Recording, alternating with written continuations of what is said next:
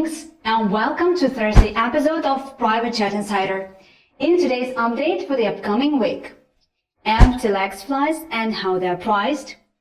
Brokers will see charter wholesale prices in eastern United States rise by about 7 to 10% this upcoming week. More airports are restricting Planeside Transportation. Hi, my name is Anastasia and I'm your Private Jet Insider. Every week we bring you this 3-minute episode that covers private jet charter for jet setters, charter brokers and charter operators. Our goal is to share the information we have collected and analyzed to help you make better private jet charter flight purchasing and selling decisions. So, let's get right to it. If you fly private, you most likely have heard the term empty leg flight. This is typically used to describe a flight that moves the airplane to its next paid booking or to their home base.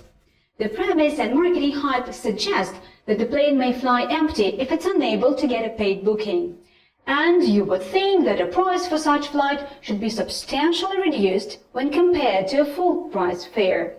So, we have analyzed over 300 published empty leg flights for price and availability, and our findings show that the price offered by operators or brokers for such empty flight is only 15 to 20% cheaper than buying the flight at full price. The price gets better the closer you get to departure time. Best prices are when your trip matches perfectly with the announced empty leg.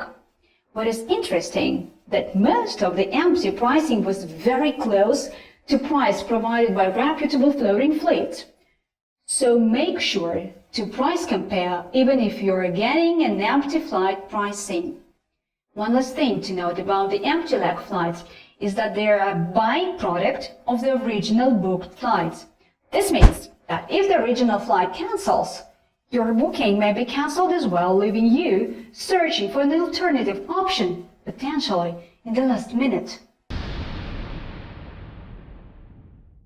Dear charter brokers, thanks for your response on our last week episode. We're adding a bit of data to this one as a result of your feedback. In the upcoming week, the aircraft inventory is fairly balanced across US.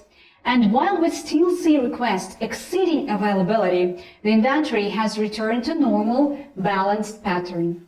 A review of fuel prices shows that the eastern states are at the peak price point, with New York airport's fuel prices posting around $5.60 per gallon wholesale.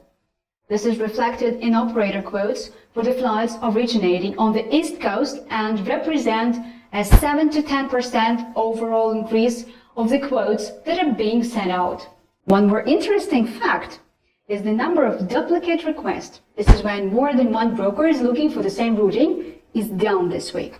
I guess price-conscious folks are flying less in the next few days.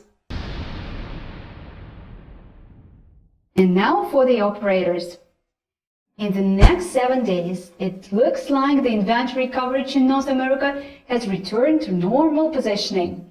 This still appears to be a shortage of availability in upper central and central US, so making sure you respond to this request is a great idea and could land you a profitable booking if you're in position for that area.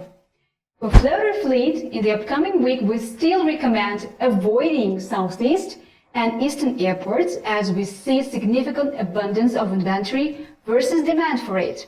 And last but not least, Teterboro and Fort Lauderdale are joined a few other major airports in restricting Planeside Transportation accommodations. If your clients require Planeside pickups, make sure you check with the FBO prior to your flights. Until next Thursday, please remember to fly safe, make sure to hit the like button below and subscribe to get notified once the new episode is released.